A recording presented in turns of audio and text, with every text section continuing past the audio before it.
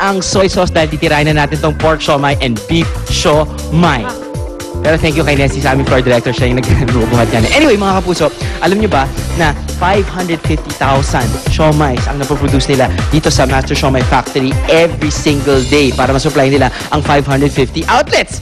Now, I will share my knowledge, or should I say, I will share my love or my knowing para paano nga ba ginagawa ang masasarap na siomai nito. Let's go inside sa kanilang climate-controlled factory or kitchen. Now, napaka-importante na climate-controlled para hindi nga mamuo ang bacteria. Now, ito tayo ngayon dito.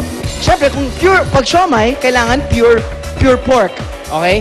Pag beef, kailangan pure beef para sa mga kapuso nating Muslim. Now, nakikita natin, mula dito, sinisegregate nila siyempre ang pork at ang beef. Hinuhugasan lang nila. Nilalagay nila ngayon dito sa grinder at magiging ground pork. Now, in this case, that's ground pork.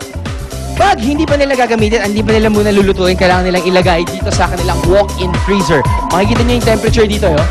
Dito sa walk-in kitchen, 4 degrees Celsius. Sa loob, -17. Kapag kailangan nila, pinapasok na natin ngayon dito.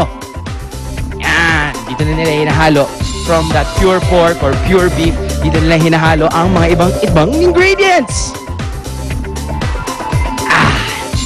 Beef, pork, siyempre kailangan isa lang. Siyempre ihalo yan with onion leeks, with shrimp, with eggs, with flour, and other ingredients and spices, soy sauce, and sesame oil. Ihalo nila yan dito sa ating mixer. Punta tayo sa mixer ngayon. Come on guys, come on. Yan, minimix na nila ngayon. There you go. Konting mixture lang. Tapos papalamigin nila para mas matigas at mas solid at mas firm bago nila iluto. Okay? Mula dyan, punta naman tayo ngayon sa kanilang wrapper. Yung wrapper, sila rin mismo gumagawa nito.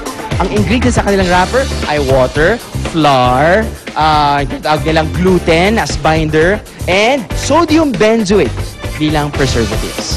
Yan! Naman tayo ngayon dito. Si Kuya nga pala, naghahawak ng itlog buong araw. Anyway, plastic! Ito na yun.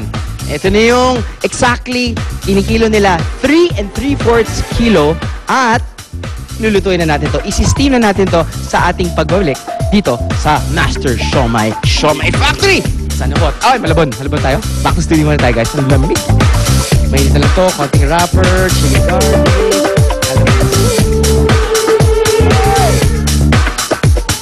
Ay, naku. Sana lang may nakakarating dito.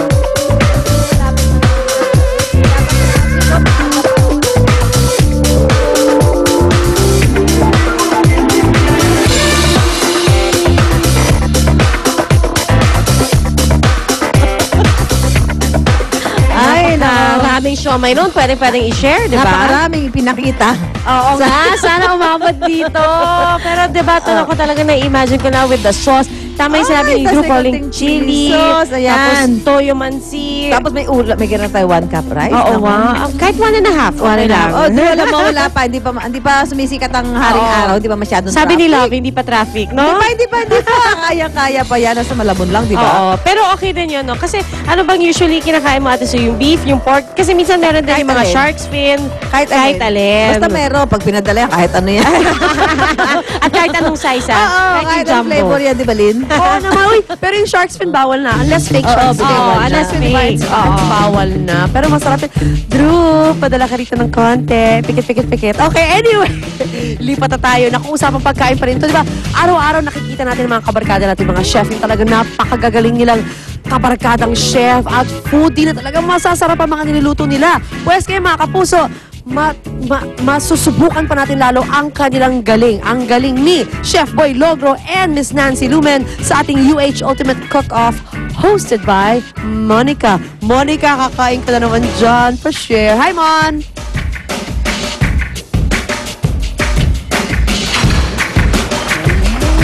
Alright, and we're back po mga kapuso. Dito pa rin yan sa third Umami Culinary Challenge sa Pasay City. At tulad nga na sinabi ko sa inyo kanina, dalawang higante lang naman sa kusina ang kasama natin this morning para ipakita sa atin ang kanilang mga specialty dishes gamit-gamit ang Pancit Canton. At syempre, speaking of that, unahin na natin ngayon ang kay Chef Boy Logros. Okay. Miss Nancy, balikan ko po kayo mamaya. Huwag po kayo mag-away. Sa kusina po tayo mag-away. Okay. Ayan.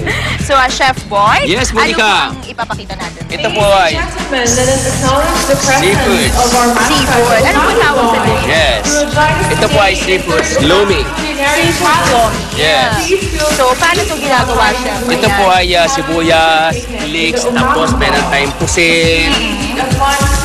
So, pagsasama-samahin lang. Sama-samain hipon. Yan. Tapos, isa po natin. Igisa natin. Ganun kasimple, no? Sa unang hinabisyong totoo